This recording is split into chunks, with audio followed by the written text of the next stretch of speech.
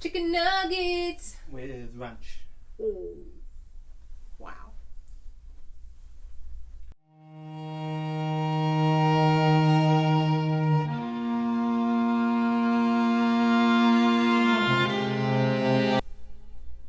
Hello, my historical fashion friends. I have made a miraculous recovery from COVID.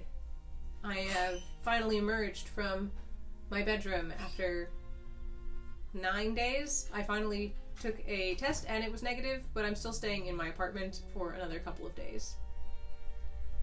In today's video, I will be showing off this silk cap that I made based off of the find from the Coppergate Dig in York. The Jorvik Viking Center site says 23 pieces of silk were found at Coppergate and may have originated from Byzantium in the Middle East. Among them was this silk hooded shaped cap made from a rectangle of silk fabric. It would have been fastened under the chin by linen straps, now lost.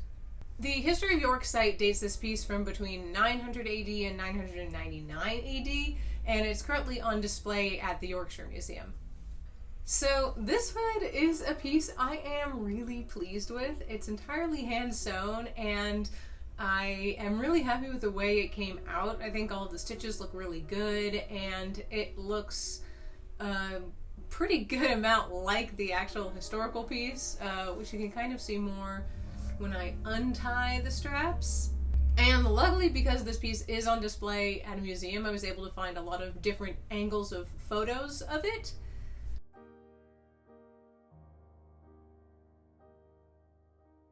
A little bit about the dig.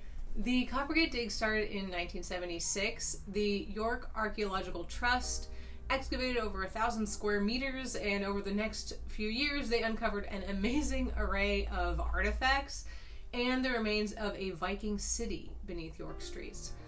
This was a really amazing project, and I feel really lucky that I got to travel to England and visit the Jorvik Viking Center on my holiday trip, which there's like a little bit of clips from in my holiday video, but not too many.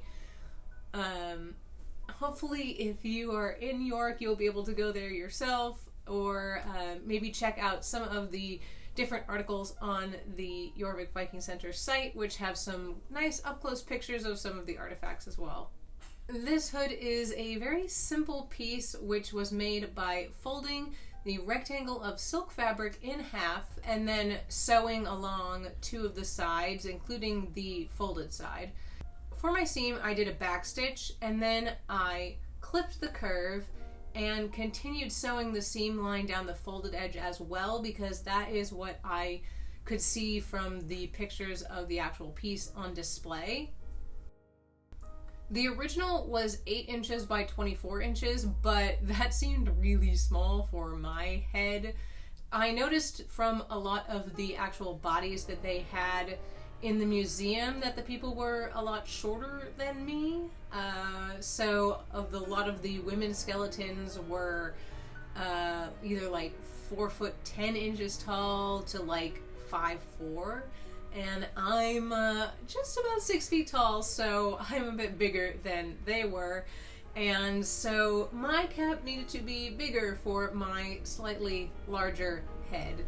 I then felled down the center seam by splitting the seam allowance and felling each side over, and I tried to video this, but I was in bed with COVID and didn't have a lot of a good recording setup there, so the camera kind of fell down and then I didn't notice, so you can't see any of what I did.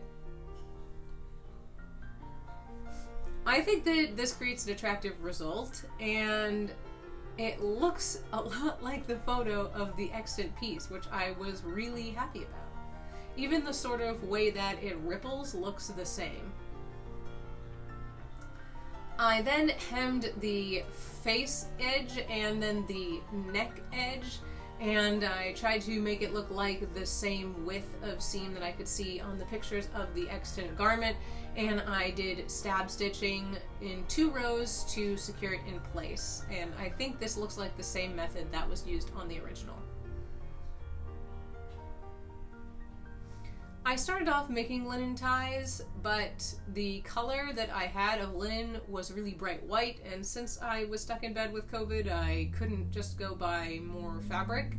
And so I ended up making matching silk ties because it was just annoying me.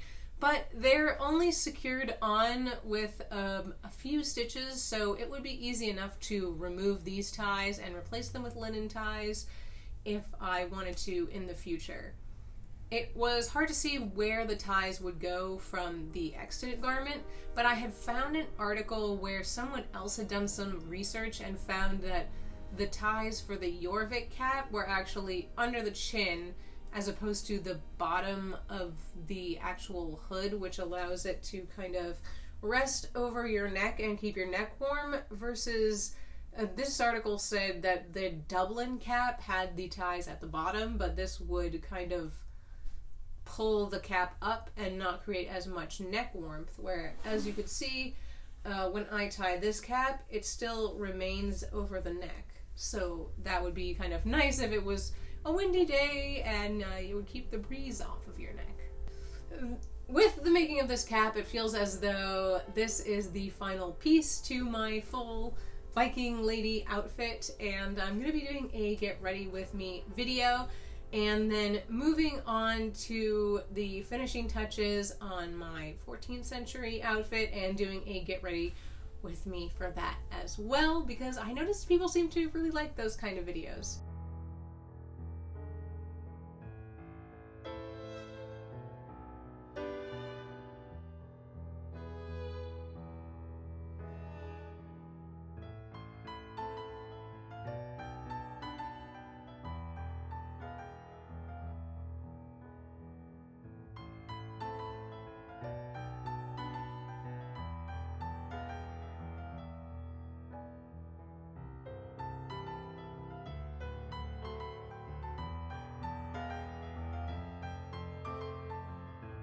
Thank you all for watching. I tried to add a lot more factual details to this video, which I hope you all liked, and I want to be doing that a lot more in the future, especially if I am recreating something from an extant example. If you like this video, give a subscribe, and I will see you next time, and feel free to follow me over on Instagram at gabrielle.westwood.